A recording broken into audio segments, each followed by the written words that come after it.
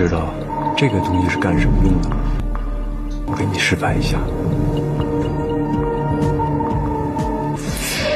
恐怖分子正在严刑逼供，甚至用出了杀手锏。看到了吗？撒币哥很狡猾，把手指弯曲装成被截断的样子，来吓唬赵云明。这个夺走我手指的刑具，因为我知道人忍受痛苦的极限。可赵云明却不肯开口。撒币哥见吓唬不住他，决定动真格了。你要放开我！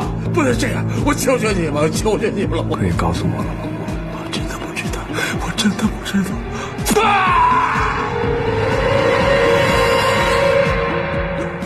赵云明是生物科学家，他的研究成果被恐怖分子盯上，要拿去做生化武器。为了完成这个任务，撒币哥做好了同归于尽的准备。他把一颗洲际导弹悬在大堂上，只要有人轻举妄动，或者警察强行突击，整个情人岛都会被炸上天。而这时警察也登上了岛，他们把酒店团团围住。雷神他们也乘坐直升机到达。雷神，真不好意思啊，让你的人困在了里边。可雷神却很相信自己训练出来的火凤凰，觉得这反而是好事，正好能里应外合。他将这个消息带到了联合指挥部，可局长却不太信任。女子特战队都是女兵，她们行吗？局长，我信任他们，就像您信任您的部下是一样的。他听了雷神的话，知道现在没有更好的办法。歹徒控制着酒店的出入口，警方的侦查设备根本送不进去，里面的情况一无所知，只能把所有的希望放在女兵身上。雷神赶紧和谭小玲通话，下达了侦查任务。叶寸心果然是信息高手，让大家搜寻手机，建立一个无线局域网，用手机视频当侦查设备。凭借这个操作，他们终于和警方联系上了。消息传到指挥部，把局长都给震惊了。真没想到，居然是用手机。现在已经进入了3G 时代了。好家伙，你们要是在5G 时代的话，哪里还用这么麻烦？而此时欧阳倩和田果终于上岸了，他俩游了1天1夜，刚走上马路就被特警们给发现了。自己人啊，自己人啊，别开枪啊！雷神得知这个消息，赶紧去看2个大难不死的小姑娘。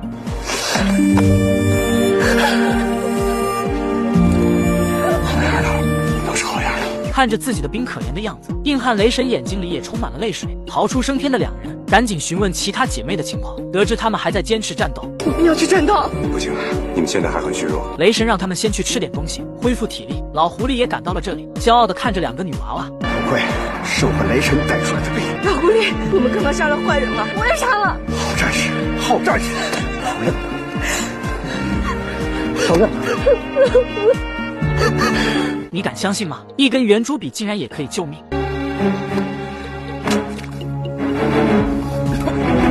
恐怖分子劫持的人质中出现了伤员，小女孩为了拯救妈妈，鼓起勇气呼救：“谁来救救我妈妈！”在场那么多人，竟然没有一个敢站出来。而这时林国良却动了。干什么？我是军医，你不怕死吗？我怕，可是人都那样了，我能不救吗？他的一番话打动了歹徒，竟然放他前去救治伤员。为了方便施救，需要把伤员抬到桌子上。可在他寻求帮助的时候，所有人都埋低着头，只有徐总爬了出来。这么多的人质里，只有他俩是真男人。他怎么样了？血河流到肺里了，得想办法把凶人血给放出来，必须找一个管道固体，要尖锐的。但这种情况下，根本就找不到合适的东西。徐总只能掏出一根圆珠笔，可没想到竟然也能用。林国良还很细心，让小女孩转过身不要看。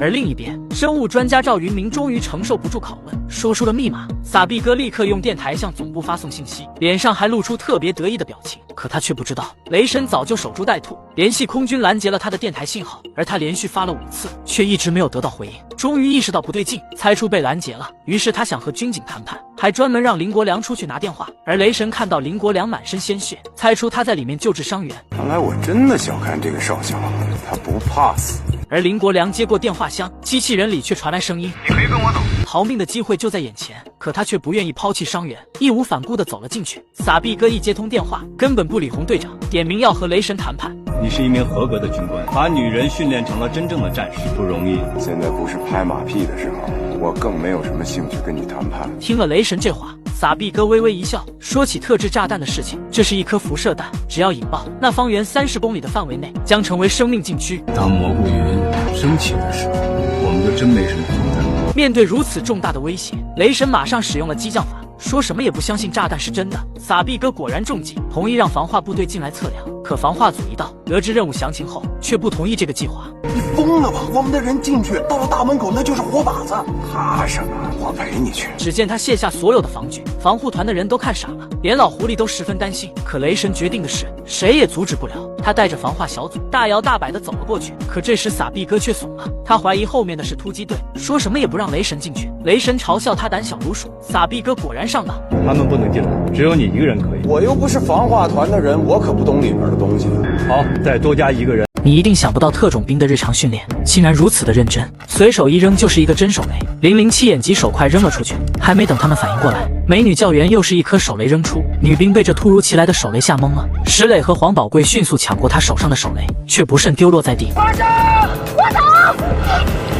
石磊眼看来不及闪躲，只好用身体来压住手雷。接着黄宝贵、007飞行员也压了上来，来了个4人叠罗汉，而有2个战友只顾自己撒腿就跑。不远处的飞狼目睹全部过程，然后从车上下来，看到这情景的副教官和谢思潇都笑了。好了，都起来吧！啊，手雷是假的。啥？不知道编剧怎么想的，为什么要用身体来压手雷？难道说这样就炸不死？我真是搞不明白。不过石磊不被炸死也被压死了。起来吧，假的！傻石子，起来！哎，起来了。别动他！帮我把他翻过来。医务队的女兵上来进行检查，发现石磊应该是暂时性的昏迷，这么多人压着他，不晕才怪。而和石磊情如手足的黄宝贵建议对石磊进行人工呼吸的救援方法。就在黄宝贵下嘴的瞬间，可能石磊感觉到了什么，突然醒了过来。你差点就浪费了我的初吻。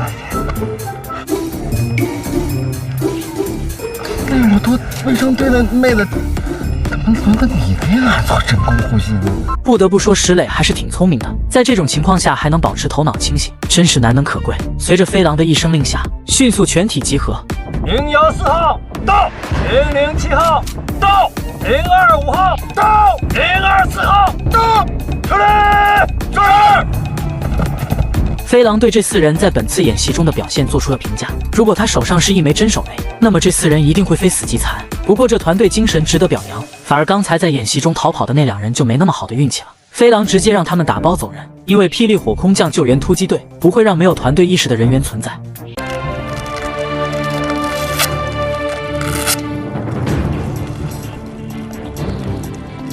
我是清华大学本硕连读的国防生，集团军的重点培养对象。我到这儿就是为了找刺激。好你个林国良，别以为摘了眼镜，大家就认不出你。他代号007，是所有受训战士里成绩最优秀的，同时也是最能装逼的。在这次最终考核中，他担任指挥。1分钟准备，收到。1分钟准备，1分钟准备。他们迅速抵降，刚落地就要15公里武装越野，对恐怖分子发起突袭，并解救被绑架的人质。此时恐怖分子们还很放松，根本不知道危险已经逼近，有的人甚至还在做引体向上。突击组迅速就位，而狙击组更是架着巴雷特锁定了猎物。007，目标锁定。他用眼神示意队友，其他人也瞬间明白，悄无声息地举起了枪。一声令下，队友如同猛虎下山，直接杀了出去。狙击手更是一枪毙命，恐怖分子被打得措手不及，没办法组织有力的反攻，局势完全是一边倒，而枪声惊动了屋子里。这可是一群高手，他们一加入战场就对特训战士们发起猛攻，还发射火箭弹反击。可在007的指挥下，他们完全不是对手，只能边打边退。战士们不断深入，小组合作，不断清剿残兵。见大势已去，恐怖分子只能带走人质。007赶紧追了上去，可转角处一发火箭弹袭来，还好他们跑得够快，从炮火中冲了出来。他更是撞破玻璃，瞬间完成双杀，成功解救了人质，行动顺利完成。队友忍不住夸他，果然有一套啊！而他更是得意，走在广场上欢呼起来。加油！007，加油！可就在大家放松警惕的时候，装死的匪徒却突然偷袭。虽然他很快也被击杀，但却轻蔑一笑。你被淘汰了。此时教官开着军车赶到，下来一个气场十足的墨镜男，他就是飞狼狼牙的主教官。他对007号的表现很不满，给了个解释的机会。我忘记补枪了，是我大意。你不是大意，你是太想赢了，想下了心。如果是在战场上，他已经没命了，甚至会害死人质，害死周围的战友，他必须承担责任。我遗憾地向你宣布，你的狼牙特战生涯还没开始就已经结束。其他战友们纷纷为他求情，虽然他平时很装逼，但的确是最优秀的，希望再给他一次机会。可飞狼却铁了心，连其他教官来说好话也不给面子。军长，新来，我只是觉得比较放心的，就像年轻时候的你。年轻时候的我从来没忘记过父亲。快看，王彦斌终于熬出头了，不仅成了上尉，还找了个美女未婚妻，两人甜甜蜜蜜准备结婚，可首长却不批准，气得他立马摘下帽子，觉得当兵没意思，连个媳妇都不能娶。我哪怕不干了，我也要娶到你。说着就要冲上去，亲自找首长理论，却被未婚妻拦了下来。原来是他在开玩笑，首长已经批准了两人的结婚报告。耍我？是啊，我是在耍你啊，怎么样？你来逮我呀？逮不着我，鬼才嫁给你呢！坏蛋，你看我能不能逮着你？别跑！王彦斌多次出生入死，立下无数战功，全军区都知道他的大名，还给他取了个响当当的外号“雷神”。如今他找到了心爱的女人，眼看就要苦尽甘来了，可首长却突然召见两人，交给他们一项危险任务。对不住二位了，恐怕你们要推迟结婚了。雷神臭着一张脸，心里100个不愿意，但军令如山，他也只能执行。首长赶紧鼓励两人，等你们凯旋了，我亲自给你们做证婚人。谢谢首长。谢谢首长。可两人就是苦命鸳鸯，安然为了任务，竟然卧底到毒贩身边，而雷神他们乘坐直升机，等待合适的行动时机。这上面可有很多老熟人，二牛在玩匕首，单明在看书，飞行员和老黑班长都在。他们很快就来到目的地，赶紧锁降下去，又带上潜水设备，从湖水里潜入。此时狙击组已经就位，发现这个基地里到处都有全副武装的匪徒，可对训练有素的特种兵来说，就是蛇弹猫穴，简直不堪一击。这时毒贩的车队到了，狙击手阎王赶紧报告，而雷神却让他不要开枪，等所有人都到位了再一起行动。其余战士立刻加速，迅速到达作战位置，气氛紧张到了极点，战斗一触即发。这时毒贩从车上下来，竟然十分眼熟，原来他的双胞胎弟弟就是杀死雷神父亲的凶手。阎王为了活捉他，趁他们放松警惕的时候，一枪干掉旁边的接头人。其余战士们立刻杀出，全都化身为死神，收割着敌人的生命，哪怕对方人数众多，也全是送人头的菜鸡。很快战场就清理干净了，而安然也不是花瓶，赶紧抛出枪，瞬间解决掉3名匪徒，又顶在毒贩的大脑袋上。对，我你是卧底。安然微微一笑，给了他答案。这时雷神也赶了过来，雷神大脑袋一看到雷神，直接怒火攻心，自己弟弟就是被他杀的，干脆大家同归于尽。于是大脑袋趁安然不注意，瞬间劫持了他，还掏出特制手雷。你别乱来，别换我开枪！此时阎王已经锁定了目标，并向雷神请求射击，他急得满头大汗，迟迟不敢下命令。可安然却视死如归。雷神，你还等什么？开枪！干！阎王一枪爆头，但手雷却摔在地上。手雷，我走！雷神赶紧冲过去，想捡起手雷扔出去，但安然却把他推开，用身体压住手雷。哎呀！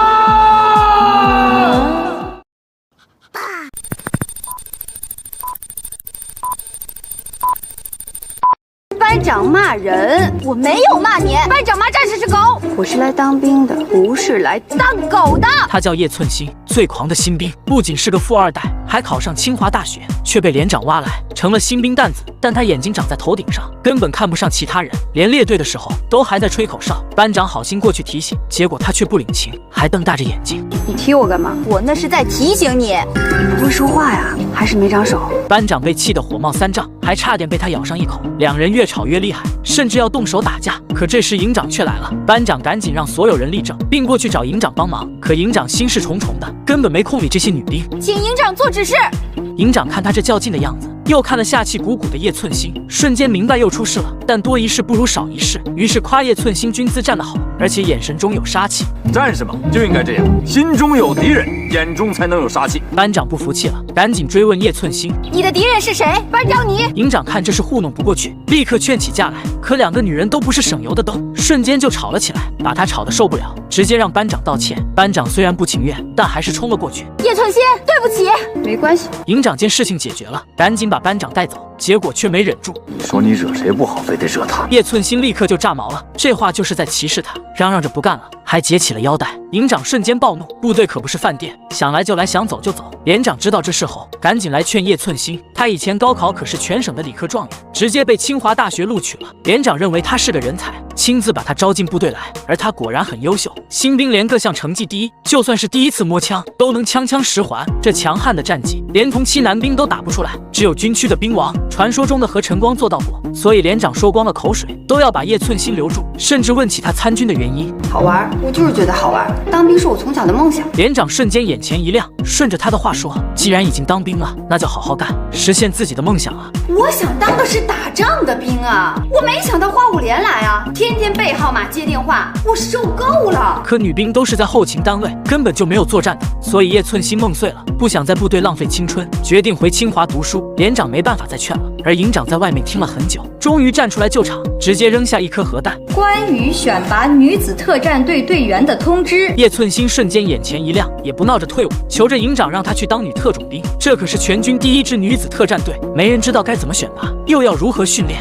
首长也没有办法，直接一道紧急命令，把雷神叫了过去。雷神笑眯眯的，还以为有什么好事等着。为了不被其他人抢走任务，他赶紧向首长保证，哪怕是上刀山下火海，也坚决完成任务。结果一拿到任命书，脸就臭得要死。首长看出他不愿意，却抓住了他的把柄。刚才是谁说的？一声令下，刀山火海，在所不辞。说到就要做到。雷神后悔死了，恨不得给自己几个耳光，但还是要抗议一下。特种部队不适合女兵。虽然女兵在卧底等方面有优势，也能参加一些普通的战斗，但特种兵们面对的敌人都是杀人如麻的罪犯，女兵根本不是对手。安然就是这么牺牲的，这是雷神心中永远的痛。可首长已经下了命令，他身为军人，也只能执行。当他来到队友身边时，所有人都看出他表情不对，猜出是个艰巨的任务，他也没心情卖关子，直接宣布了任务详情。总部首长命令我们在基地建立一支女子特战队，突击队的代号火凤凰。队友们一听，立刻就有了意见。二牛更是发起了脾气，搞什么？而在另一边，维和部队的女军医正在做手术，却突然听到战斗警报，袭击者是一群黑人。而何璐做完手术后，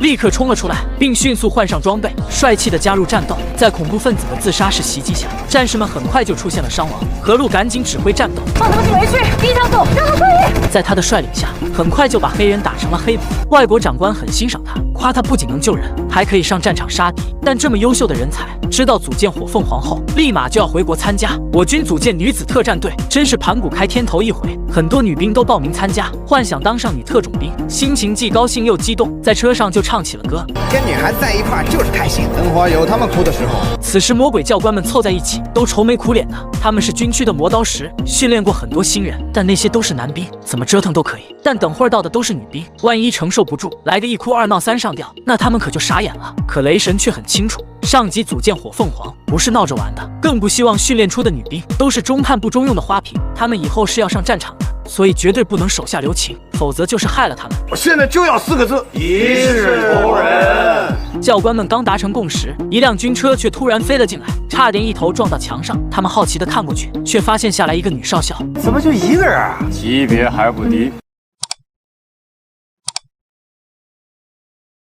注意看，这个魔鬼教官一肚子坏水，要收拾眼前的菜鸡们，并迅速锁定了目标。你出列，头盔摘下来。唐笑笑听话的摘下，露出被狗啃的头发。他是文工团的，平时最爱美了，长头发留了8年，一半工资都花在上面。可为了不耽误训练，还是流着眼泪把长发割断。他做了这么大的牺牲，本以为教官会夸奖他，却只得到雷神的嘲讽。部队不是理发店，就算剪了头发，他照样是个弱鸡，不可能变成火凤凰。雷神还放下狠话，只要他还是总教官，那谁都别想通过考核。一些女兵打起了退堂鼓，纷纷上前摘下帽子，主动退出选拔。而老狐狸还劝笑笑退出，不要再待下去吃苦。但笑笑看着飘扬的红旗，更加坚定了决心，自己的头发不能白剪了。报告，我不退出，我死也要死在这儿。这让老狐狸很意外，觉得他变了一个人。而唐笑笑很清楚，他必须坚持下去。我要向大家证明，文艺兵不是穿着军装的花瓶。队友们纷纷为他鼓掌。这时指导员也穿上装备，申请加入训练。老狐狸赶紧过去，劝他不要来添乱。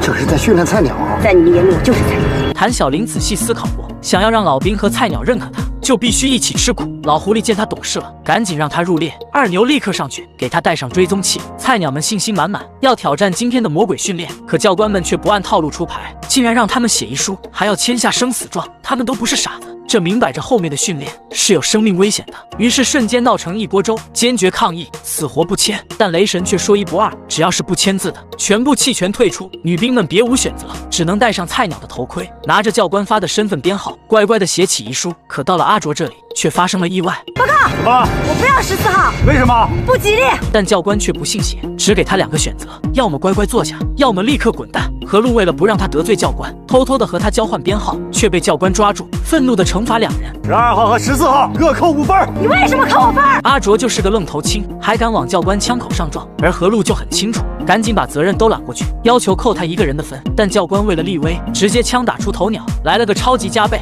12号扣10分，14号也扣10分。为什么？你要是再问一个为什么，我就再扣你10分。阿卓不服气地坐下，别人都在认真写遗书，但他却折起了纸飞机。教官本想收拾他，却知道他是个孤儿，立刻就愧疚起来，后悔刚才对他那么凶。对不起啊，可他却没有搭理，反而扔出纸飞机，希望他把自己的话带给天上的父母。注意看，这个女兵为了不被发现，竟然把酒藏在那个地方，就算教官检查违规物品，也绝对安全。于是她就这样负重训练，一路上又是爆炸，又是高压水枪的，硬是没有把酒掉出来。而菜鸡们还被赶到泥坑里，抱着木桩做仰卧起坐，他们一肚子怨气，赶紧发泄出来。于是女兵们全部变成泼妇，把所有教官都骂了一遍。可元宝却微微一笑，迅速报复回来，让女兵一边练体能，一边唱小菜鸡的歌。然而他却积压不分。唱一只小鸭子吧，我是一只小鸭子，还给我大点声，我听不见。看到没有？千万不要得罪上级领导，不然会被折磨得很惨。而教官们还很贴心，知道他们风吹日晒的，皮肤肯定很缺水，于是让他们水里做俯卧撑。菜鸡们备受折磨，直接丢了半条命，好不容易休息了，立马冲向食堂。点心都有了，给你们5分钟时间吃饭。何路瞬间就急了，5分钟根本就不够用，这些教官就是变态，连吃个饭都要折磨人。可小蜜蜂却表示，他们作战的时候1分钟就得吃完。怎么没碗筷呀？你的手残废了吗？4分30秒倒计时快！菜鸡们立刻抢了起来，可欧阳倩刚咬一口，牙差点被崩掉。这馒头竟然是冷的，硬的跟石头一样。而沈兰妮直接喷出来，不许吐，浪费可耻，你不知道啊！这牛奶加了冰怎么喝？可老狐狸怒气冲冲的，他不敢惹麻烦，只好喝了下去。于是女兵们全成了野人，抓着食物狂往嘴里塞，而老狐狸还扔下颗核弹。半小时后检查宿舍，如果查出违规物品，所有人都得受罚。他们立刻冲回宿舍，一边脱下装备，一边处理藏的东西。所有人都慌里慌张的，可阿卓却很淡定，毕竟他藏酒的地方，教官们绝对不敢查。而果子是个吃货，藏了很多巧克力，赶紧全部塞嘴里，还让欧阳倩帮忙解决饼干，两人都要被噎死了。而沈兰妮立刻冲出来，把藏着的可乐交给他俩，大家一起消灭。啊，谁来帮帮我呀？笑笑更是厉害，仗着基地里有老乡，让人带东西进来，偷偷埋在土里，他晚上再去挖出来。不过都是吃的，大家肚子受点罪还是能够解决的。而叶寸心才是真正的麻烦，他竟然藏了一部智能手机。沈啊，你是真的想死啊？你知不知道，一人犯错全队受罚？他也知道是自己不对，被骂也不敢吭声，而队友们都崩溃了，不知道该怎么办。而此时教官们踹门进来，一脸的凶神恶煞，菜鸡们乖乖站在一边，任由教官们检查。果子藏着半个苹果，嘴里还在动。我问你好吃吗？好吃。雷神让他交出苹果，还特别体贴，好吃那就多吃点。张开嘴！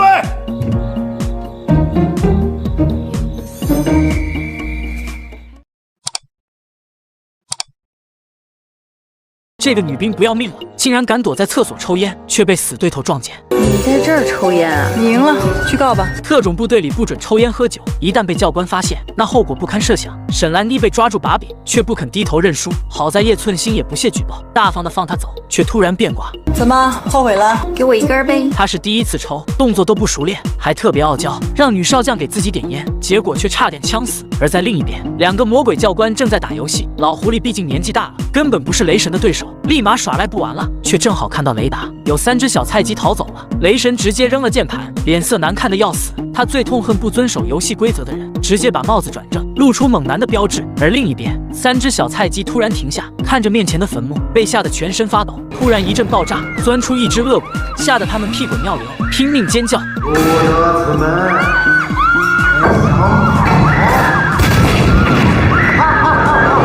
菜鸡直接被吓晕，而恶鬼却特别高兴，立刻摘下面具。原来是阎王教官。菜鸡逃跑的事情让雷神特别愤怒，把所有人叫出来，让他们看看逃兵的下场。雷神刚发完脾气，却突然闻到奇怪的味道，于是到女兵身边闻起来，那鼻子比军犬还厉害。沈兰妮心里有鬼，见他越来越近，立刻紧张起来，但还是被发现了。什么眼？中华档次不低呀你！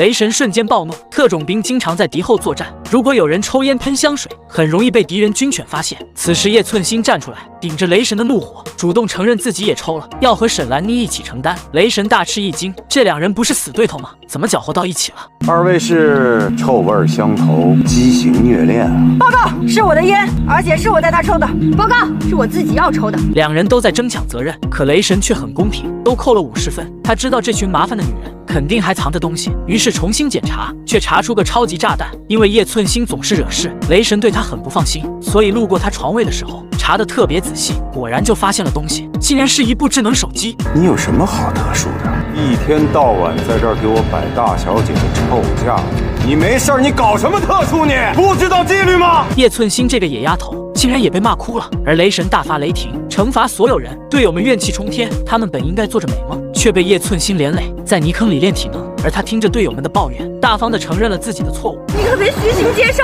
坚决不改啊！放心吧，我会改的，让天上的人气死我吧！田果就是乌鸦嘴，立刻就下起了暴雨。菜鸡们苦中作乐，竟然唱起了小鸭子。此刻他们已经完成了蜕变，成为了坚强的战士。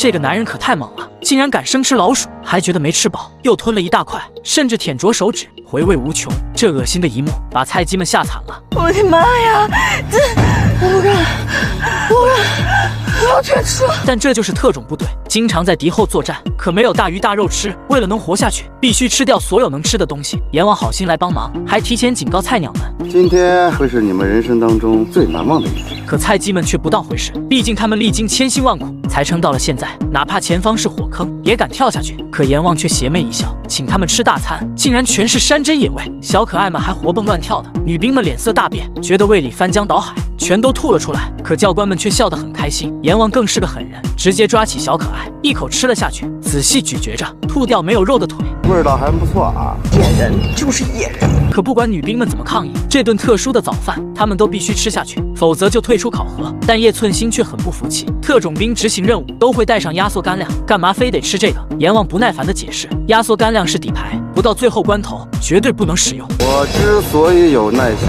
那是因为你们是女兵，如果要是男兵，我哪来的这么多废话？可菜鸡们还是挤成一团，没有一个人敢站出来。阎王对此特别失望，决定来点劲爆的，专门选了只肉多的老鼠，但刚一拿出来，就把女兵们吓得赶紧后退。他手起刀落，鼠鼠就上了天堂。随后阎王享受其美味，不仅大口吃肉，还仔细回味着这残忍恶心的一幕，让欧阳倩彻底崩溃，嚷嚷着要退出。可果子却把他拉住，如果现在选择放弃，那之前的苦就白吃了，连大姐和鹿都受不了。他当初去维和的时候，只吃过野鸡野兔，老鼠这么生猛的东西，根本没有人敢碰。我们为什么要吃老鼠？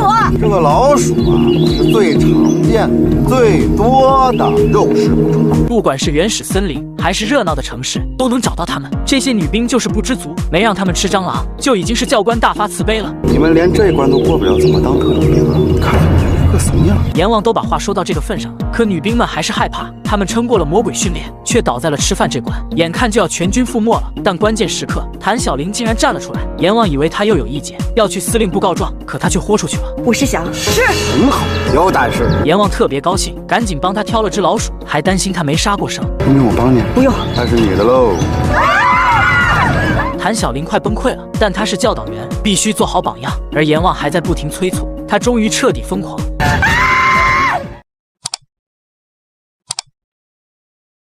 快看，女兵被魔鬼教官逼疯了，竟然要生吃老鼠。来了，等什么呢？谭小玲疯狂地抓起匕首，送鼠鼠上了天堂。这美好的一幕让旁观的女兵们都很感动，泪水从嘴里吐了出来，连教官都看傻眼了，赶紧为她的勇气鼓掌。而她更是死死地咬着牙，切下一块肉，害怕地闭紧双眼，颤抖着塞进嘴里。非常好，非常好。谭小玲呕吐不止，生吃老鼠就像一场噩梦，给她造成了严重的心理伤害。雷神大发慈悲，递给她一瓶水，可她却不领情，直接一巴掌拍远，还为了证明自己，又吃了一块老鼠肉。雷神很欣赏她的表现，当着所有人的面表扬她，终于蜕变成坚强的战士，而不是以前那个只知道找首长告状的八婆。而谭小玲的勇敢也得到了女兵们的尊重，纷纷向她学习，冲上去吃小可爱。但还是有人克服不了恐惧，只能退出考核，这让他们很不服气。我不怕苦，不怕累，就是有点怕虫、怕老鼠，就不能给个其他机会吗？可老狐狸却毫不留情。特种部队经常在野外作战，蛇虫鼠蚁遍地都是，不管你军事素质有多强，只要过不了心理这关，就必须被淘汰。而留下来的女兵们将迎接更严峻的考验。雷神一大早就发神经，把他们都叫了出来，要玩一个刺激的游戏。击鼓传花，每个人拿着这个炸药包，3秒钟的时间立刻传给下一个人。这就是特种兵吗？简直是用命在玩。但为了克服恐惧，他们没有一个人退缩。而雷神点燃引信后，游戏立刻开始，每个人都特别紧张。3秒一到，赶紧传给下一个人。而欧阳倩吓得全身发抖。旁边的叶寸心见他这个怂样，一把抢过炸药包，顺利的传给沈兰妮。可意外却发生了，沈兰妮死死抓住炸药包，怎么也不肯松手，而引信也越来越短。欧阳倩比他还紧张，这样提的味道，快扔掉！刚才在干什么？你疯了！还好扔得快，不然在场所有人，不死也重伤。叶寸心怒气冲冲的骂他，结果两人又打了起来。一边看戏的雷神特别高兴，见他们这么有活力，立刻让所有人10公里越野。队友们怨气冲天，这10公里跑下来，午饭早就没了。这时老狐狸赶来，一脸的愁眉苦脸，他也看到了刚才的危险情况，觉得沈兰妮就是个危险的炸弹。他太逞强了，只想着表现自己，一点团队精神都没有。再让他胡闹下去，随时都会爆炸，害死其他人。可雷神却很自信，他有的是办法对付这些菜鸟。没有调教不好的兵，他会迅速成长起来的，就是一个时间问题而已。这集训队变成新兵连了，比你弄得真是。快看，这群女兵们太惨了，不仅顶着40多度的高温，在泥坑里辛苦训练，教官还美滋滋的吃着西瓜，狠狠的刺激他们，气得他们疯狂诅咒，让教官打王者被坑，吃泡面没调料包。但魔鬼教官却变成天使，让他们停止训练。我宣布第1周结束，祝贺你们！女兵们高兴坏了，赶紧把木桩扔下，就在泥坑里庆祝起来。教官们也罕见的露出笑容。菜鸡们逃出了地狱，抓紧时间去洗澡放松，却发现了惊喜。热水，热水！他们洗了1周的冷水澡，终于可以享受一下了，高兴的又蹦又跳。而谭小玲更厉害，在暴雨中奔跑，把所有委屈都喊了出来，还跪在地上痛哭，脸上分不清是雨水还是喜悦的泪水。可雷神突然出现，他是个大老粗，不会安慰女人。狂欢的时间已经够久了，通知部队10分钟以后教室集合。所有人迅速集合，开始团队合作的训练。雷神把菜鸟们分成4个队伍，每支队伍8个人，姐妹们都被分到了风队。老狐狸对菜鸟们训话，一切以团队为重，只要发现不合群的，影响大家合作的害虫，那就立刻淘汰。风队队长3号到，副队长55号到。这个结果挺意外的，按理说谭小玲的军衔最高，应该是她当队长的。何璐也是这么想的，于是单独找他谈话。可他却是个明白人，火凤凰以后是要上战场的，现在的训练是为了以后的实战。而何璐在非洲打过仗，有丰富的实战经验，应该当这个队长。可何璐还是很为难。谭小玲赶紧开玩笑，反正队长和副队长都要轮换，以后有的是机会。两人把话说开了，赶紧召集队友们，让大家像雷神那样取个响当当的代号。所有人都兴奋起来，七嘴八舌地讨论自己的代号。其中果子的代号最奇怪，竟然叫雷婆，队友们都不理解，而他更是胆大包天，打起了雷神的主意。咱们这里不是有个雷神吗？雷神就是雷公，那我当然就要叫雷婆了。咱们总不能让雷神一个人傻单吧？其他人都惊呆了，为他的勇敢点赞。可阿卓却情绪激动，抓住他的衣服，警告他赶紧改名字。凭什么不能叫？我就叫雷婆，雷婆，雷婆，雷婆，雷婆！再给我叫去，雷婆！队友们赶紧上去拉架，叶寸心却看热闹不嫌事大，在一边挥舞旗子助威。谁都想不到，只是取个代号，竟然惹出这么大的麻烦。队长警告两人不要再打了，否则被雷神知道，全队都要倒霉。而谭小玲立刻去劝果子，他年纪轻轻的，干嘛要叫什么婆？都把自己喊老了，不如叫开心果，给大家带来欢乐。开心果还能吃，挺好，我要了。注意看，这个小女孩躲在房顶上哭泣，家乡突发特大泥石流，爸妈都被卷走了，只有她幸运的活了下来。此时解放军神兵天降，年轻的雷神带着队友立刻展开搜救，并发现了小女孩。你得救了，我是来救你的，对不起，我们来晚了。小女孩便是阿卓，把雷神当成心中偶像，立志成为像他一样的军人。而阿卓也很争气，不仅当了班长，还作为全连最优秀的女兵，参加了特种兵的选拔。而上天也被他感动，让他在火凤凰集训的时候见到了朝思暮想的雷神，于是拼命表现自己，光脚在石子路上狂奔，只为了跑到第一，在雷神面前留下好印象。但雷神这么优秀，不止阿卓喜欢他，果子更是大胆，要让雷神脱单，还取了个配对的代号雷婆。这可把阿卓气坏了，还和果子打了起来。这异常的反应让谭小玲很好奇，于是晚上找阿卓谈话，这才知道真相，明白他对雷神的复杂情感。他拜托教导员保密，想成为特种兵后再亲自告诉雷神。谭小玲答应了，但也很疑惑，你不问问人家有没结婚，有没有女朋友？我不管，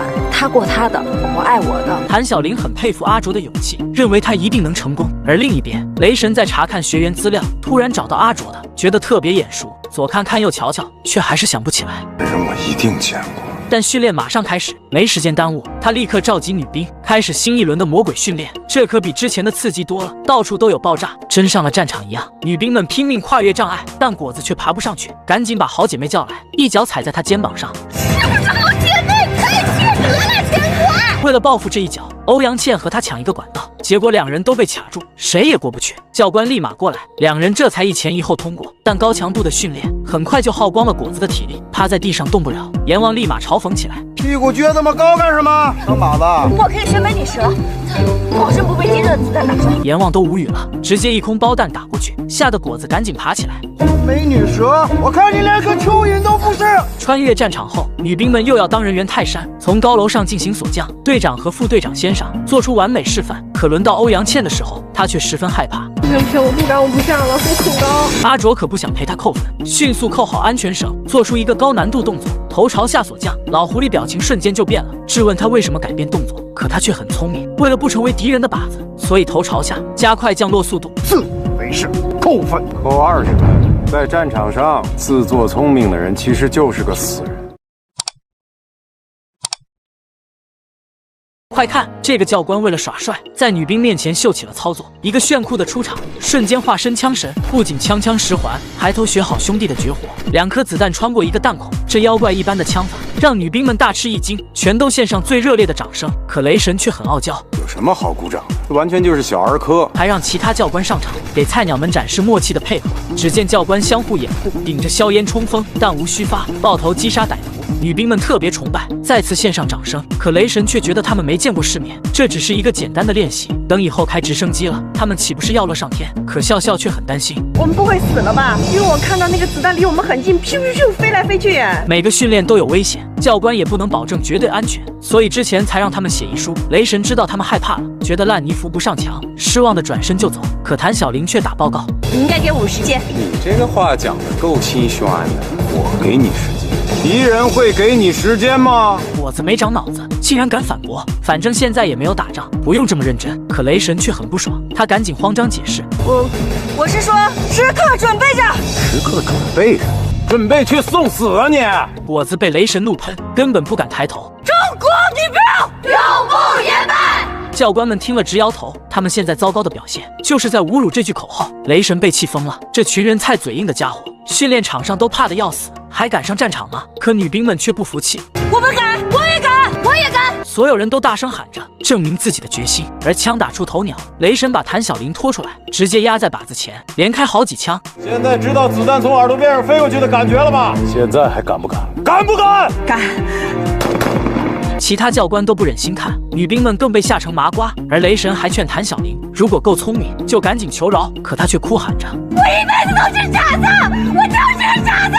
这话里除了愤怒，还有别的感情。雷神听不出来，但女兵很敏感。不对劲啊！本来不是英雄铁血剧吗？怎么突然变成言情剧了？不过我喜欢哦。阿卓流出痛苦的泪水。原来谭小玲也喜欢雷神，他看走了眼，竟然把暗恋的事情说给了情敌听。而雷神打空了弹夹，丝毫没有怜香惜玉的想法，简直是个冷酷的杀手。女兵们愤怒地冲上去质问他为什么开枪，可他却很淡定，刚才只是一个科目练习。这个科目叫做信任射击，你们以后一样也要开枪打他。那要是失手怎么办？如果失手的话，我会通知你们各位的家属到我这儿来领抚恤金，还有你们的骨灰盒。注意看，魔鬼教官正在训练狙击手，可方法却特别奇怪。拿出你们的针线包，把10根针全部穿在一根线上，限时1分钟，计时开始。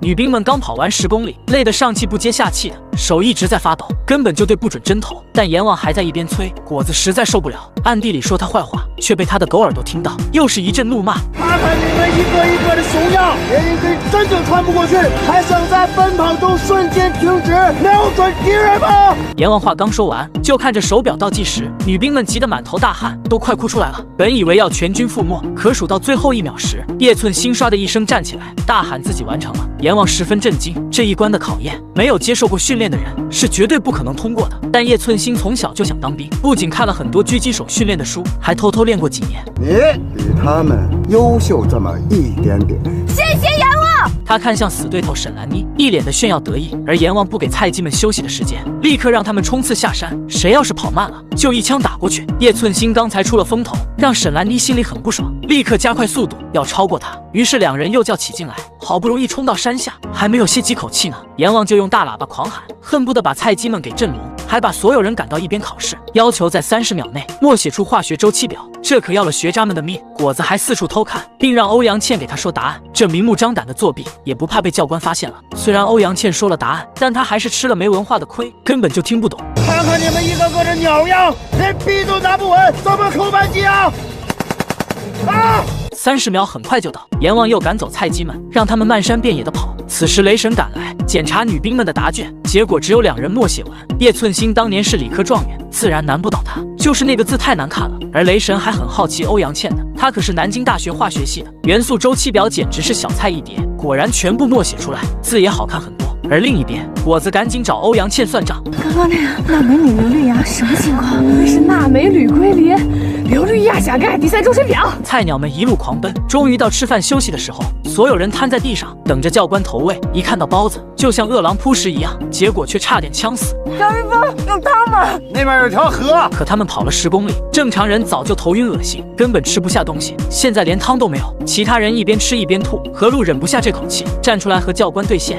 你们这样完全就是折磨人！废话，坚持不下去的，滚蛋！快看，这些女兵为了当狙击手，竟然趴在地上不敢动，不仅要保持瞄准姿势，还不能让弹壳掉下去。我瞄了半个小时了，什么时候是个头？这种方法虽然很痛苦，但为了练出肌肉记忆，女兵们都咬牙撑着。可笑笑却受不了了，她是文工团的，身体素质最差，只有下连队的时候打过1次靶，还只打了10分钟，现在饱受折磨，胳膊肘疼得要命。何璐注意到他不对劲，赶紧让他转移注意力，想点开心的事情。可意外却发生了，他调整姿势的时候，手不小心抖了一下，弹壳直接掉在地上。阎王是狗耳朵，立刻就听到了，还坏笑的走过来，蹲在他面前嘲讽：“我要没记错，你已经掉了3次了，你怎么这么笨呢？”随后他检查其他人的情况，却发现2个大眼睛，叶寸心又和沈兰妮杠上了，2人眼睛里满是杀气。可狙击手需要绝对的冷静，就他俩这怒气冲冲的样子，根本就不适合。而阎王还嫌他们太轻松，开枪吸引注意力，随后让菜鸡们转移阵地。地上铺满了尖锐的碎石，胳膊只要撑在地上，那就是上了刀山，疼死人不偿命。笑笑都流血了，却还在坚持。叶寸心看见后，赶紧让他去包扎，可没有教官的允许，他宁愿流血流泪，也不敢动一下。阿卓替姐妹出头，大声喊报告：“我要上厕所，我也要上厕所，我来大姨妈了。”2人这么一闹，阎王也不好多说什么，只能让大家休息一会儿。何璐立刻检查起来，却发现笑笑的伤很严重，衣服都和伤口粘在一起，脱不下来了。这时阎王走了过来，警告他千万别动，并掏出匕首把衣服给划破了。他为了不让姐妹们担心，还装得很坚强。看我这个训练服多拉风啊！你傻呀！笑笑用他的鲜血证明了文艺兵也是战士，不是中看不中用的花瓶。等到了晚上换岗的时候，何璐悄悄地下床，不吵醒熟睡的战友们，还给其他人盖上被子。叶寸心腿上有一大块淤青，看得他特别心疼。他四周看了下，却没有发现阿卓。而此时阿卓正在训练场上，一个人偷偷喝闷酒，结果却被教官们发现。于是雷神趁训练的时候单独找他谈话，这才知道了真相。原来雷神当年救的小女孩，竟然就是阿卓。你知不知道，从5岁开始想念一个人的滋味？雷神这才知道他的特殊情感，赶紧劝告这个小女孩，她现在是军人，必须认真训练，不被儿女私情耽误。她以后一定会找到真爱，而不是雷神这个虚幻的影子。中国女兵永不言败。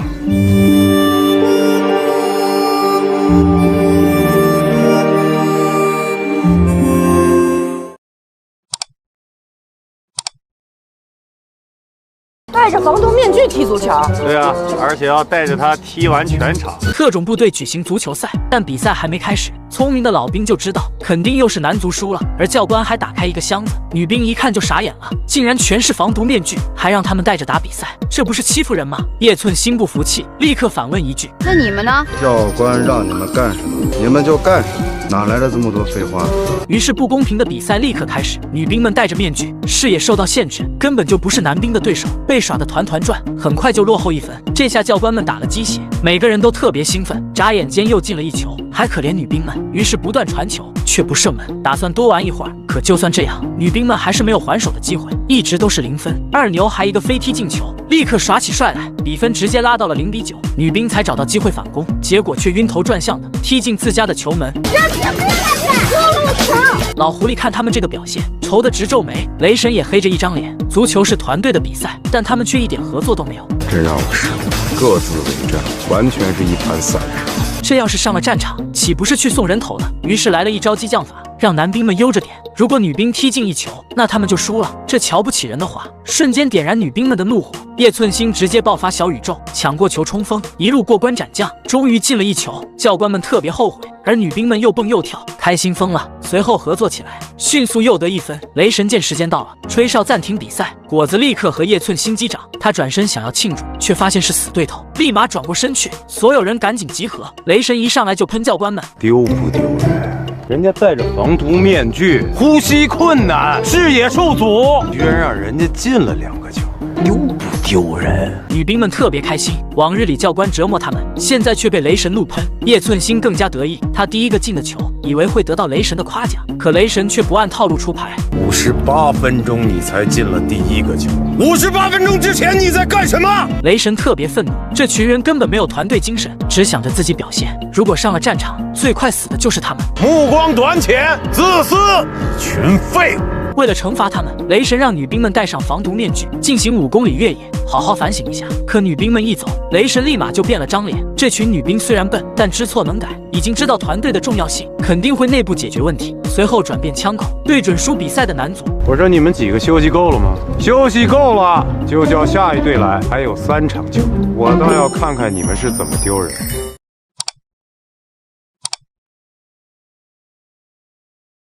注意看，这些女兵还没睡醒就被叫起来训练，却又不敢对教官发火，只能小声抱怨几句。可叶寸心却很自信，姐妹们，今天休息。所有人都看着他，觉得他还没睡醒。教官们都是魔鬼，怎么可能让他们休息？但叶寸心是清华计算机系的，苦练2年半的黑客技术，黑进基地的系统，把训练任务给改了。于是老狐狸瞬间傻眼，虽然不敢相信，但还是宣布解散，让大家休息1天。黄鼠狼还有给鸡拜年的时候啊！还愣着干什么？解散！真休息啊！而雷神看着屏幕，觉得特别纳闷。老狐狸赶紧过来，以为他大发善心，可他一看训练任务，瞬间就明白过来。偷袭成功，我们就需要这号人物。叶寸心，但他们还是太嫩了，雷神有办法收拾他们。于是举行足球赛，却发现他们没有团队意识，内部有很大的问题。于是罚所有人戴着面具，武装越野5公里。老狐狸还很贴心，担心他们跑得太热了，用灭火器帮忙降温。女兵们被折磨惨了，好不容易坐下吃饭，却又闹了起来。吃货果子很贪心，觉得菜太少了，都不够他塞牙缝。而叶寸心也嫌吃不饱，直接拿了2个馒头。这下沈兰妮可看不下去了，这人怎么这么自私？全队那么多人，他却只顾自己吃饱。叶寸心也不甘示弱，又吵了起来。少在这冲大头！你这个人怎么这样？都吃饭，少说话。见队长发话了，2人只好埋头吃饭，却盯上了同一块肉，谁也不肯让，直接在盆里较着劲，结果却打翻在地上，肉掉了一地。2人立马恨着对方，所有人都怒了。本来菜就少，还被他俩给浪费了。阿卓直接走过去，把脏了的肉捡起来。干什么？我看你们胃口真的不错，我剩200个。果子觉得很委屈，立刻抗议起来，却被老狐狸臭骂一顿。一颗老鼠屎坏了一锅粥，你倒是朵花，一朵狗尾巴花。其他人可倒了大霉，被2人连累做俯卧撑。谭小玲想不明白，一定要老狐狸给个解释，这才知道是雷神的安排，因为他们团队意识差，故意给了这么点饭菜。难道上了战场，你们因为饭菜分配不均而大打出手吗？谭小玲知道是他们的错，于是甘愿受罚，但2个死对头却盯着对方，心里都憋着气。于是训练的时候直接动了真格，打起来毫不留情。沈兰妮还是厉害，把叶寸心一脚踹倒，而他摸着脸上的伤，怒吼着冲上去，抱住沈兰妮的腰，想要把死对头摔倒，却被轻松化解。他不服输，爬起来要接着打，可老狐狸却赶来，带来一个奇怪的消息：13号，你妈妈看你来了。报告，我在训练。执行命令，马上跟我到指挥部，快！注意看，一辆豪车开到军营门口，还下来一位富婆，守卫都看傻了，赶紧上去盘问。小同志，我找叶寸心。叶寸心是谁？他是在这儿受训的学员，我是他妈妈。是他告诉你他在这儿了吗？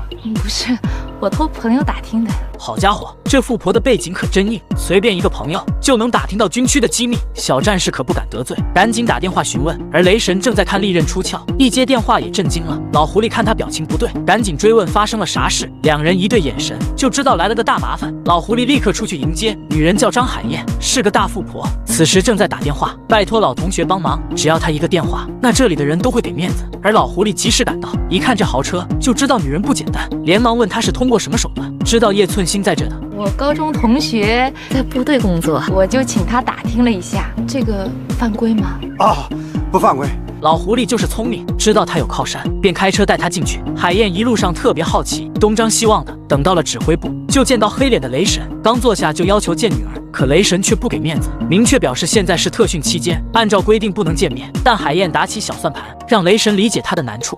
你看我这跑了1000多公里过来，就是想看看他，要不您就网开一面。然而雷神一点都不惯着他，能找到这是他的本事，但绝对不能见女儿，不然其他战士知道了，都闹着要见爸妈，那这队伍还怎么带？还承诺等训练结束会给女兵们放假。可海燕就是不甘心，缠着雷神诉苦，雷神都无语了，根本不想理他，赶紧叫来老狐狸送他离开千里之外。可这时电话响起，竟然是首长打来的，还知道叶寸心妈妈来了。机关电话追过来了，你安排他们母女见一面吧。可是首长，执行命令吧，有时候咱们也得向现实低头。这海燕可真厉害，首长都得给面子。雷神虽然无奈，但只好让老狐狸出动，把叶寸心请过来。海燕不想得罪雷神，赶紧上去道歉。我这也是没办法。我觉得你挺有办法的。他尴尬地笑着，雷神却摔门离开。而另一边，老狐狸到训练场把情况说了出来。叶寸心很意外，而其他女兵却很不爽，立刻嘲讽起来：“还愣着干什么？赶紧找你妈喝奶去啊！”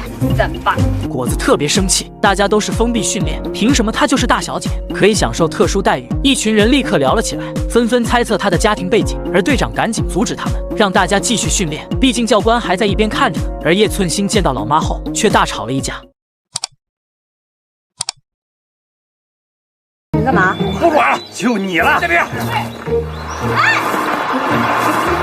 这个女少校一到基地就被一群男兵欺负了。就在刚才，她开车飞了进来，差点一头撞在墙上。教官们都很好奇，以为她是来参加训练的学员，见只有她一个人，于是特别担心，让我们一队人训他一个，这上级明显是让我们整死他呀！二牛和雷神对视一眼，决定按原计划行动。可老狐狸却不忍心，少校，就你一个人？对啊，你们还等谁？教官们听了也不怜香惜玉，给他来个特殊的欢迎仪式。他瞬间就火冒三丈，但男兵却很热情，欢迎光临。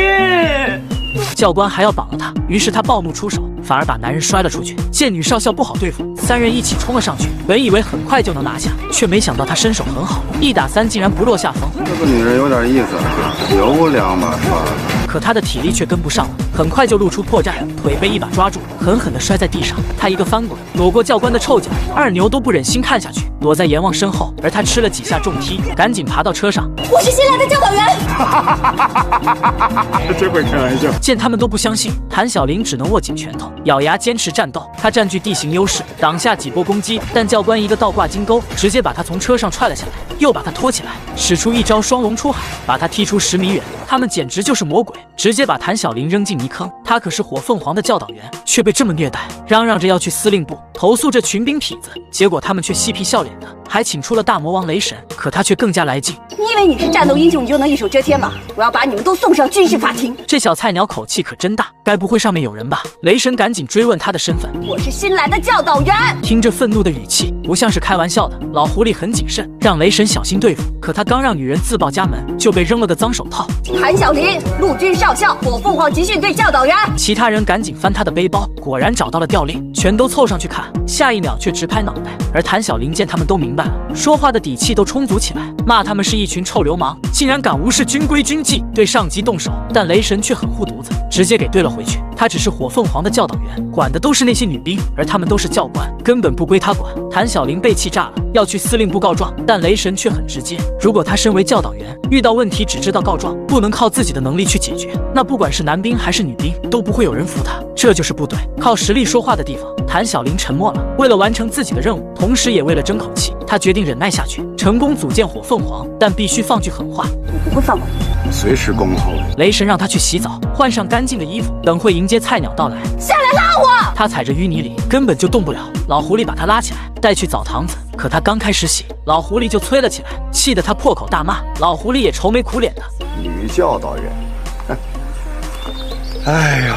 雷神趁机查了谭小玲的资料，这才知道她是个女强人，不仅是心理学硕士，还是国防大学在读博士。这响当当的学历让大老粗们很佩服。全才啊！一般般吧。可雷神一句话就让他破防了。我问你杀过人吗？怎么可能？战争可不是找工作，学历在这里根本就没用，不能杀敌就活不下去。所以在这些男人面前，他顶多算个厉害点的菜鸟。而雷神更是好言相劝，让他好好观察和学习，千万不要多管闲事。他是个聪明人，瞬间反应过来，雷神要用刚才对付他的方式去迎接来训练的女兵。你这叫虐待战士？这不叫虐待，难道是爱护吗？此时菜鸟们都到了，雷神赶紧接收新人，却发现少了一人，而这个消失的女兵将会干一件惊天动地的大事。雷神一想到这些菜鸟马上要被魔鬼训练了，忍不住狂笑起来。而菜鸟们到了新环境却特别激动，东看看西瞧瞧的，完全没有危机意识，还叽叽喳喳的聊天，对着教官花痴起来。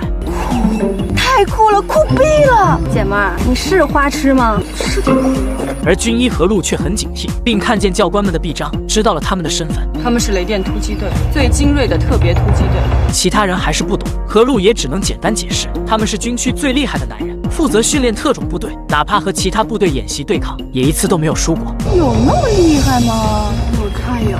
但炊事班的果子却不信邪，认为他们在装逼。雷神看他们这么久了，都不知道整理队伍，果然是一群菜鸟，于是让老狐狸收拾一下。欢迎下地狱！女兵被吓得抱头蹲地，还瑟瑟发抖，随后像一群小鸭子被赶到泥坑里。雷神拿了个大喇叭质问他们是来干嘛的，但他们的魂都被吓丢了，根本不敢说话。雷神对此特别失望，而阿卓站了出来，我是要成为中国的女特战队员。这个回答让雷神很满意，见他们身上脏兮兮的，好心给他们冲洗一下。可高压水枪的威力太大，弄得菜鸟们叫个不停。谭小玲看见这一幕，刚要冲过去阻止，却被老狐狸拦了下来。不要上基地司令部控告。这个富婆太厉害了，为了见到女儿，竟然找军区的关系，成功进入特种部队。可女儿见到她却没有好脸色。你怎么来了？海燕不高兴了，这话是不欢迎她呗？这个没良心的，亏她想着女儿的生日，大老远跑过来，还专门定制了哈根达斯的蛋糕，这可馋坏了叶寸心。魔鬼训练这么久，吃的都是冷馒头、活老鼠，哪里见过这种好东西？直接用手抓着吃。海燕一看就来气，好好一个姑娘，非要当什么特种兵，现在直接成了野人。叶寸心也被骂急了，当兵是他从小的梦想，不管老妈怎么劝，也绝对不会放弃。将来自己还要上战场杀敌立功。可海燕更加激动，她也是当过兵的，知道战争的残酷。战争不是游戏，子弹可不长眼睛。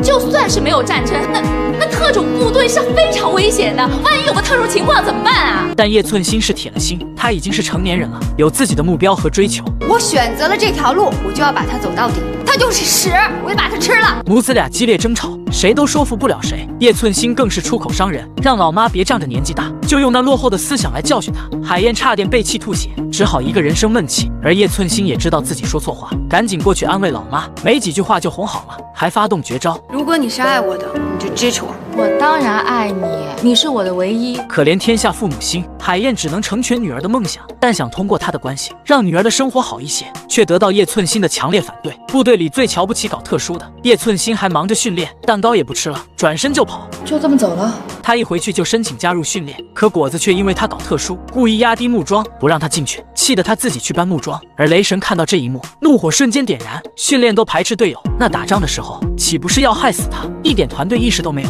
还当什么特种兵？你们连当兵的资格都不配，你们知道吗？何露想要解释，可雷神却不听废话，但果子却忍不下这口气。凭什么他妈能来看他，我妈就不能？雷神刚开始就担心这种情况，所以不让海燕见女儿，但首长都顶不住压力，他也只好服从命令。现在女兵们果然闹了起来，真让雷神头疼，于是让他们山地极限越野，没有时间限制，跑到废为止。那么大的装备，一看就特别重，果子撑不住了，摔在地上。叶寸心好心去扶他，可他却一把推开。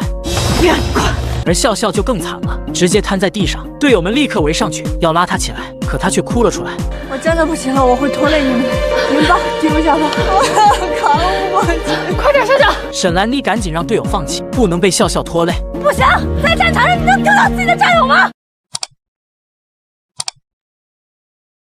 快看，教官疯了，竟然把女兵踩在脚下！混蛋，有种就杀了我！想快点死，没那么容易。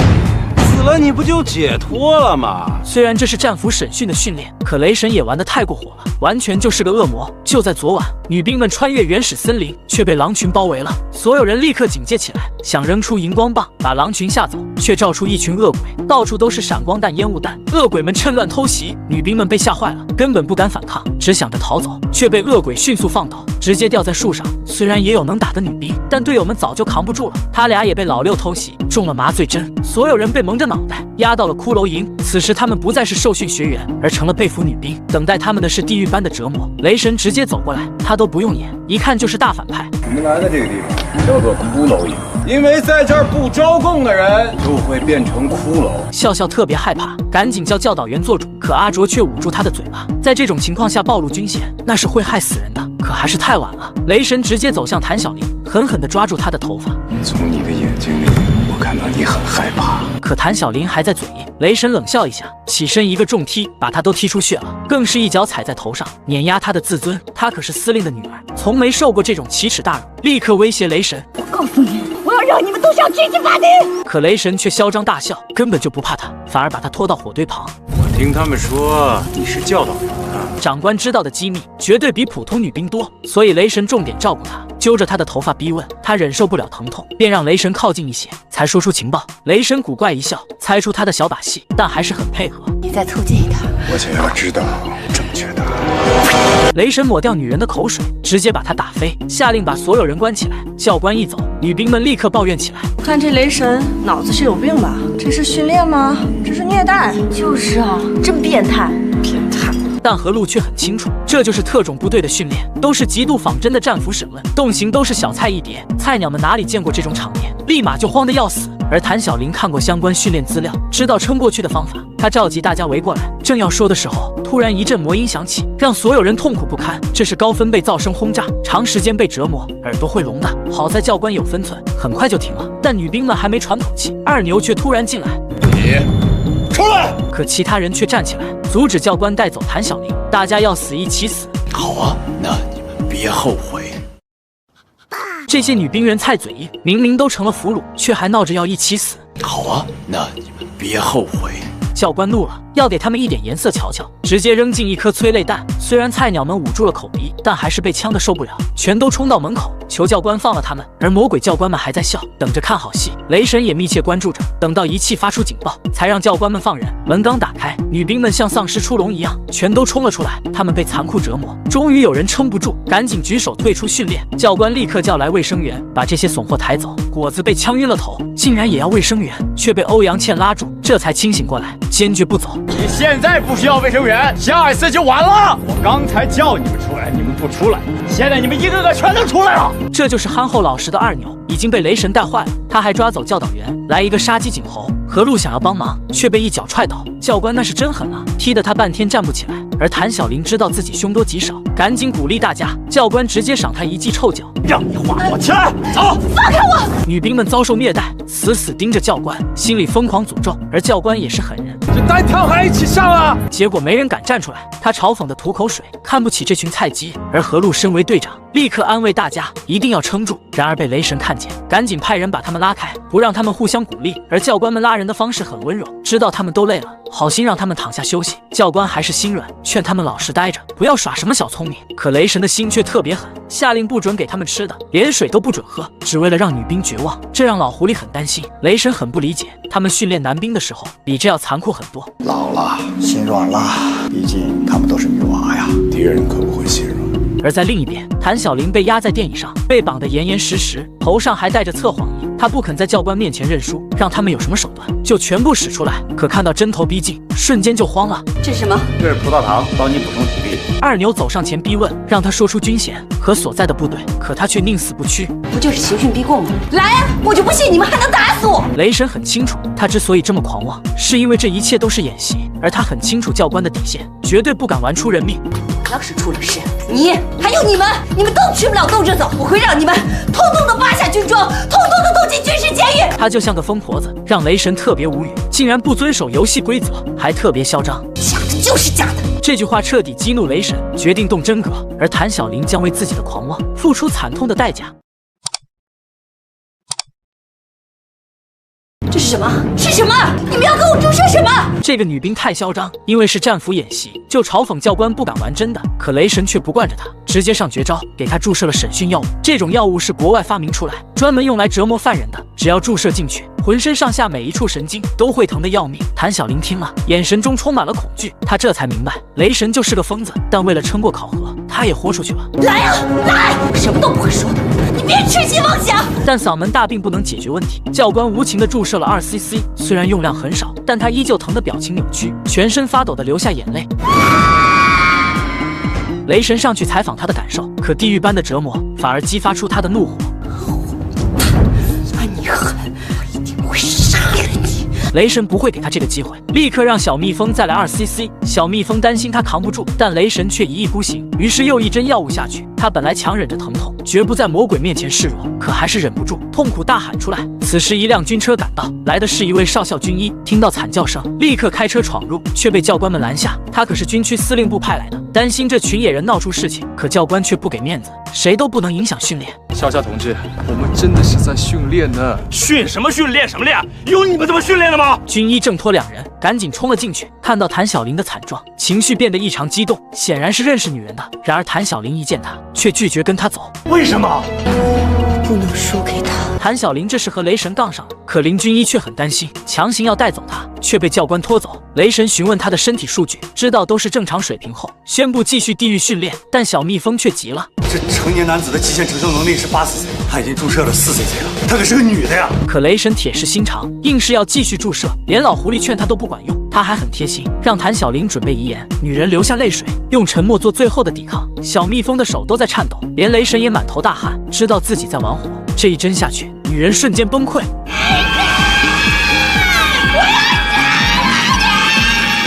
而林军一听到声音，立马就急了，知道打不过2个大汉，赶紧开车去告状。阎王特别纳闷，每年训练不都这样吗？至于吗？跟娘们似的。此时谭小玲终于扛不住，直接晕了过去。雷神也慌了，赶紧询问他的心率状况。没事，已经过了临界点了，准备强心针。但教官却手忙脚乱的，雷神立刻冲过去，抓起强心针要注射，可昏迷的谭小玲却不装了，赶紧动手反杀。然而雷神毕竟是大魔王，2、3下就把他撂倒。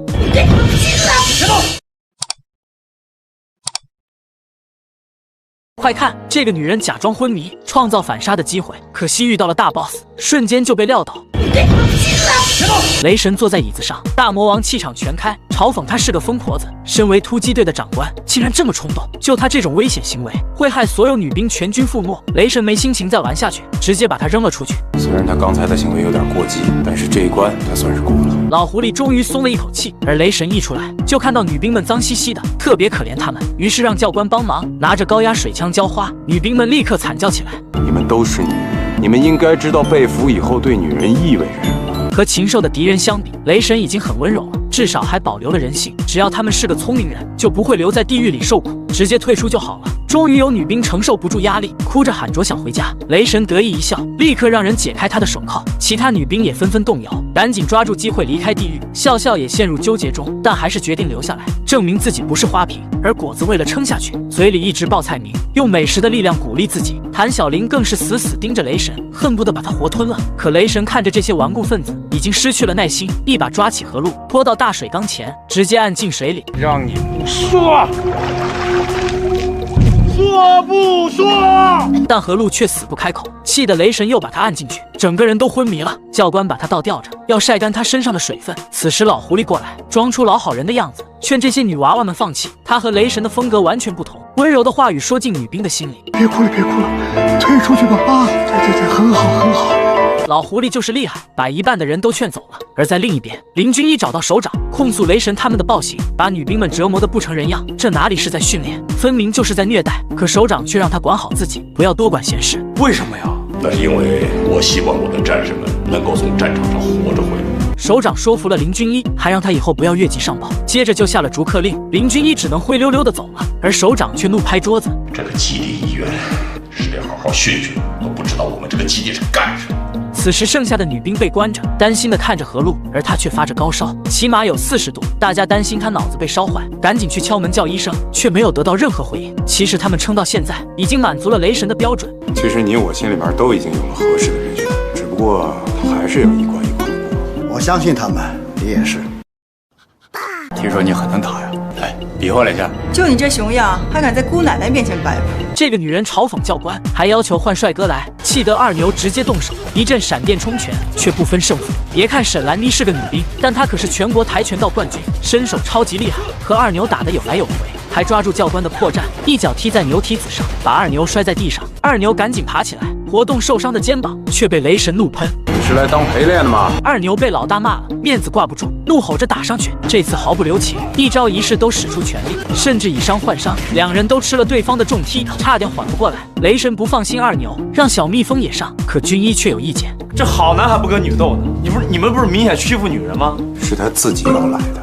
而另一边，两个大男人活动完筋骨，直接打了上去。女人没吃东西，体力跟不上了，被一脚踢倒，又被拖了起来，被两人当成沙包，跟上一阵疯狂双打。沈兰妮被打吐血，心里很不服气。你们两个打一个算什么好汉？有本事1对1！黑的就是你，起来！二牛立刻把他拉起来，而小蜜蜂看他还敢反抗，一个膝撞顶上去，又把他按在审讯椅上，要从他嘴里撬出情报。可他却特别嚣张，我是你大爷！教官都被气笑了。二牛被占了便宜，立刻掐住他的脖子逼问，但接下来发生的事情却特别搞笑。凭什么告诉你？你又不是我老公。二牛一拳打过去，可他又胡言乱语起来。苍天啊，大地啊，佛祖啊，上帝啊！这个男人居然打自己老婆！小蜜蜂都糊涂了，怀疑二牛和女人的关系，他立马就急了，自己可是有老婆的，跟这疯女人没关系。而沈兰妮戏精上身，一副伤心欲绝的样子。没有人的时候，你叫我小狐狸；有人在了，你说跟我没关系。二牛嘴笨，根本解释不清楚，连老狐狸都被绕进去，怀疑二牛是不是犯错误了。毕竟女兵们封闭训练，很容易对教官产生依赖，甚至爱上教官。但雷神却很清楚，怎么可能啊？他现在就是为了虚张声势，瓦解审讯者的决心。这个方法对其他人没用，但对憨憨的二牛却特别好用。他一顿胡搅蛮缠，越说越离谱。你对不起我就算了，我肚子里还没出生的孩子，你对得起他吗？小蜜蜂大吃一惊，这两人竟然玩这么大。二牛赶紧向队友解释：小蜜蜂，你要相信我，他在胡说八道，他在闹。沈兰妮这么一哭二闹，审讯的紧张气氛一扫而空。而他趁着教官转移注意力的机会，直接把两人踹走，抓起墙上的镰刀，一阵疯狂乱砍。但因为体力不支，很快就被教官抓住。你们杀了我吧，我什么都不知道。还挺能演啊！快看，女兵被逼疯了，竟然要杀了教官，却被轻松制服。你们杀了我吧，我什么都不知道。他这种不要命的表现，反而通过了审讯训练。老狐狸直接绑来下一人，而果子就是这个倒霉蛋。教官知道他是个吃货，所以对症下药，端出一盘烧鸡，把他馋得直流口水。虽然担心有陷阱，但他却豁出去了。不管了，我这该死了算，先吃了再说。二牛笑着看热闹，这小丫头和他当年一样，都想着当饱死鬼。见果子吃得那么香，老狐狸终于暴露真实面目，让他交代知道的情报。果子一脸的单纯，觉得不能白吃教官的烧鸡。其他人见他要开口，立刻认真起来。我小名叫花木兰，我的单位是下班突击部队，我的军衔是海陆空3军大元帅。二牛直接抢走烧鸡，这就是胡说八道的下场。小蜜蜂都要笑疯了，觉得他真是个开心果。可老狐狸却怒气冲冲，终于使出了狠招，拿出涂满蛇毒的签子，只要扎进身体里，不仅全身剧痛，皮肤还会变黑，死了就成黑鬼了。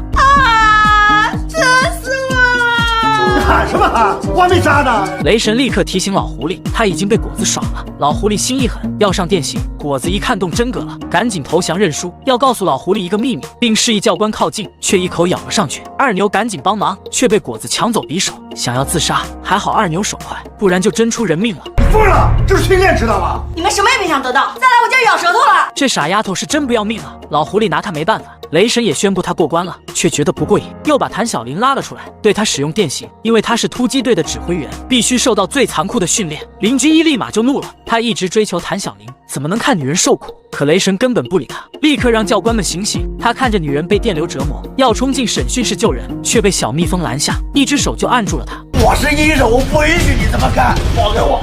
你放开我！然而在这里，只有雷神的话管用。此时谭小玲扛过一波电刑，神智已经很模糊了，竟然唱起了小鸭子，用歌声的力量撑下去。雷神下令继续，老狐狸却很担心，因为女人的心率已经很衰弱了。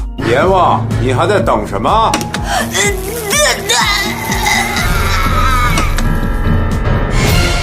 雷神见他晕了，让教官用冷水浇醒，把他扔了回去。这群女兵太惨了，不仅被残酷折磨，还有人发着40多度的高烧，但他们却互相鼓励。周国云，有无言吧？周国云，有无言吧？而他们也很清楚，绝不能坐着等死，于是想出一个疯狂的计划，竟然要在教官的眼皮子底下偷偷越狱。快看，教官竟然亲自动手，让女兵尝尝被俘的滋味。又是你！雷神疯了一样，把叶寸心死死压住，还扒开他的衣服。这禽兽一样的做法，让沈兰妮看不下去，立刻冲上去帮忙，给雷神狠狠踢了一脚。其他女兵也豁出去了，徒手和教官们拼命。老狐狸看场面失控，赶紧开枪阻止。训练结束，训练房间有备人员，给你们检查身体。然而女兵们被地狱折磨，早就把教官们当成敌人了。我凭什么相信你啊？连我你们也不相信吗？教导员，我请你下个命令吧。谭小玲不想把事情闹大，忍气吞声的让大家放弃抵抗，而教官们也把他们的手铐打开。一场闹剧终于结束，而雷神摸着脸上的伤口，随后到湖边处理。可老狐狸却找到他，觉得他刚才的行为太过激，把女兵们吓坏了，但他却觉得必须这么做。女兵一旦被俘，敌人会更加凶狠，一定要把他们逼到绝路，才会爆发团结求生的精神。你这是用心良苦啊！可老狐狸特别担心雷神这么做会被女兵记恨，可他却冷酷一笑：我又不找对象，用不着他们喜欢。而雷神这么冒险，突然对女兵下黑手，完全是他们自己做的，因为不想坐着等死。于是菜鸟们决定越狱。阿卓简直就是千里耳，隔墙偷听到重要信息，有巡逻人员经过，100米外有军犬的呼吸声，还有电网的电流声。队友怀疑他开挂了，但也知道闯不出去，于是想点火烧房子，把教官引进来解决。所有人立刻围在一起，掩护阿卓钻木取火。她是大凉山的女娃，知道该怎么操作，很快就弄出浓烟。教官们全都跑到门口，担心里面发生了火灾。阎王觉得女兵们在作死，于是让其他人开门，自己上高台狙击。此时雷神刚睡一小会儿，却被噩梦惊醒，立刻跑了过来，知道女兵要越狱。果然门刚一打开，他们就冲了出来，和教官们贴身缠斗，这让阎王不好开枪，担心误伤了队友。而女兵们在绝境之中爆发出强悍的战斗力，不仅抢走了教官的枪，还一颗手雷扔出去，差点把教官炸死。而他们却趁机上车，一通横冲直撞。可雷神却嘴咬引爆器，掏出这个终极武器。见女兵们要成功越狱，他却邪魅一笑。就这样，女兵被全部抓住。雷神为了给他们一个教训，才亲自动手欺负叶寸心。虽然被群殴了，但还是很开心，至少他们知道团队作战了。而叶寸心主动找到沈兰妮，蛇将，你叫我，谢谢你啊。这两个死对头终于不再闹矛盾，女兵们有说有笑，庆祝他们熬过了骷髅营，成为共患难的姐妹。